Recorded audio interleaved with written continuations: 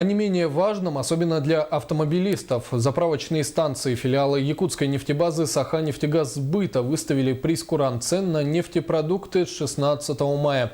Цены, согласно нему, заметно подорожали. Какова причина и что думают по этому поводу автолюбители, узнала Саргалан Захарова. В прошлые выходные автолюбителям Якутска пришлось столкнуться с пренеприятнейшим известием. Цены на бензин снова повысились. При прейскуранте цен, которые вывесили автозаправочные станции ОАО «Саханефтегазсбыт», заметно подорожало топливо.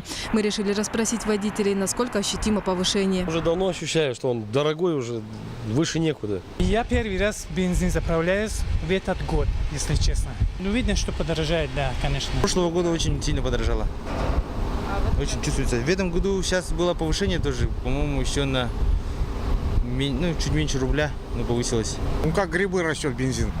Ну, люди жалуются, конечно, но высказывают свое мнение, что подорожание такое, что трудно покупать. На заправочной станции мы случайно встретили главу исполкома регионального отделения Общероссийского народного фронта Валерия Лютова и решили задать ему тот же вопрос. Любое повышение, даже минимально, бьет по людям, конечно же. Да вообще энергоносители – это основа основ всей экономики. И у нас очень много уходит на деньги на коммунальные услуги, на бензин.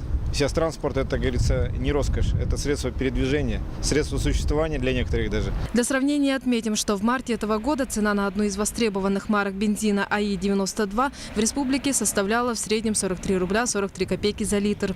Такой уровень сохранялся с февраля этого года. Сейчас литр бензина этой же марки стоит уже 45 рублей 60 копеек. Причину повышения цен прокомментировали в одной из главных компаний-поставщиков нефтепродуктов в республике в «Сахатранснефтегазсбыте». Это исходило из того, что в связи с финансовым кризисом почти вдвое поднялись процентные ставки банков с 10 до 19-20%. Вот в связи с этим у нас произошел рост на 2 с лишним процента. Вообще, возможно, рост был бы больше. Но так как цена Роснефти, которую предложила на тендер, была такая же, как в прошлом году, то есть рост произошел только на проценты банков. Цены на бензин выросли во многих регионах России. Однако, как уверяют эксперты, рост тарифов на автомобильное топливо будет близким к инфляции. Саргалан Захарова, Василий Соловьев, НВК «Саха», Якутск.